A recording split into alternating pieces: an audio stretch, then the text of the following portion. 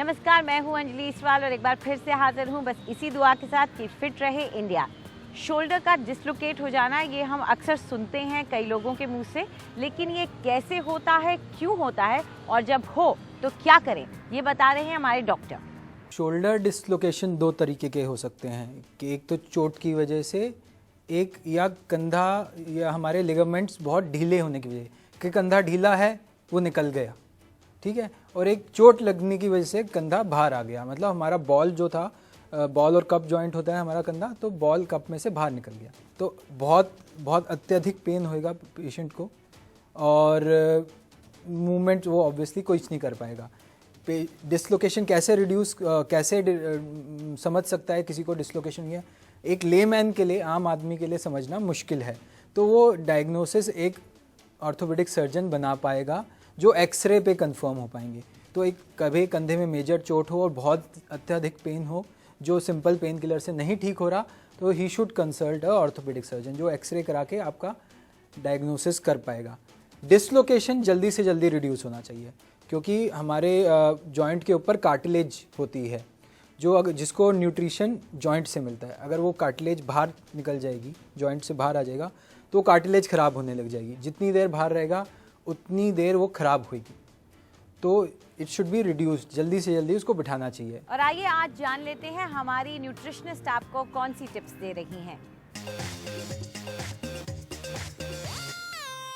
बहुत बार बिना कोई रीज़न के, बिना कोई सिचुएशन के हमें लगता है हम लो फील कर रहे हैं, हमें खुशी नहीं महसूस होती अंदर से, हम बड़े डल फील करते हैं। इसमें खाने का बहुत इम्पॉर्टेंट रोल है। तो अगर आप कुछ स्पेसिफिक फूड ग्रुप्स यूज़ करते हैं, आप देखेंगे फटाफट आप खुश फील करना शुरू कर देंगे, पेपअप हो जाएंगे। तो ऐसे कुछ फूड्स हैं जो कि केला खाने से आप फ्रेश एंड फुल फील करते हैं।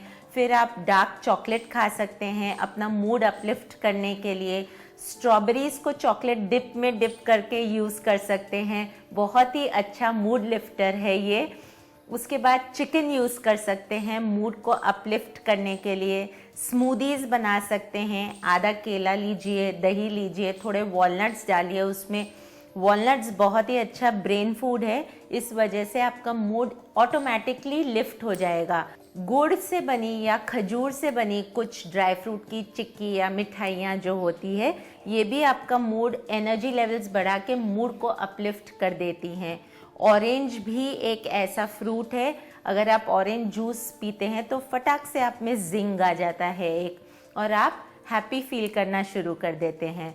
तो ये सब फूड ग्रुप्स आप नेचुरली यूज़ करके अपने मूड को एनहांस कर सकते हैं। और अब वक्त आ गया है आज हमारी योगा एक्सपर्ट से कुछ नया सीखने का।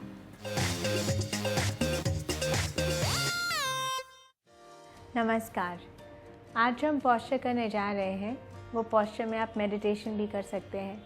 इसके लिए प्रैक्टिस चाहिए, इसके लिए आपकी नी स्ट्रांग होनी चाहिए और उसके अलावा इसको आप प्रिपेयर करने में थोड़ा टाइम दें अपनी बॉडी को, क्योंकि इमिडिएटली आप इस पॉस्चर में ना बैठें जो अब हम करने जा रहे हैं, जिसे हम वीर आसन कहते हैं।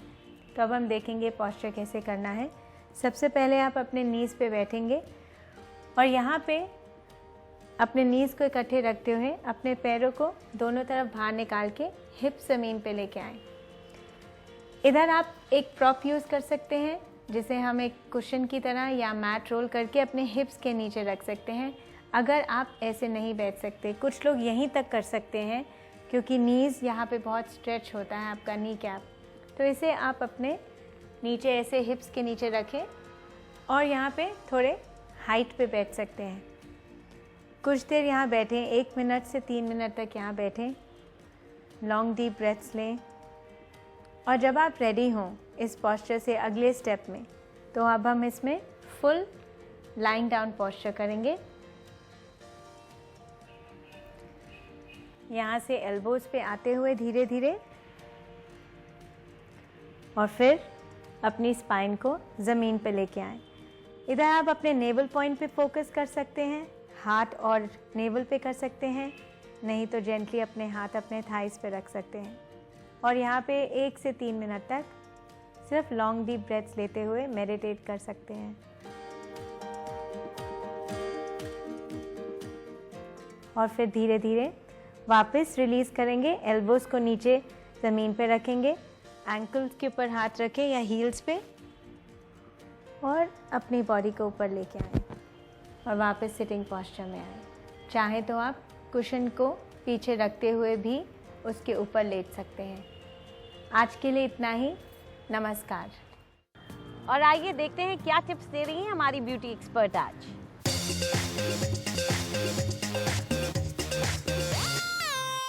Good morning. अगर आपके पास समय नहीं है लंबे स्पा नरिशिंग पैक्स अपने बालों को करवाने के लिए, और अगर आपको कहीं बाहर जाना हो and you have only half an hour, तो मैं आपको एक झटपट नेचुरल पैक बताती हूँ जिससे आपके जो लैक लस्टर बाल हैं और बेजान और बेचमकदार, वो एकदम से आपकी क्राउनिंग ग्लोरी बन जाएगी। इसके लिए आपको सिर्फ 3 बेसिक इंग्रेडिएंट्स की ज़रूरत है। सबसे पहले आपको चाहिए एक अंडा।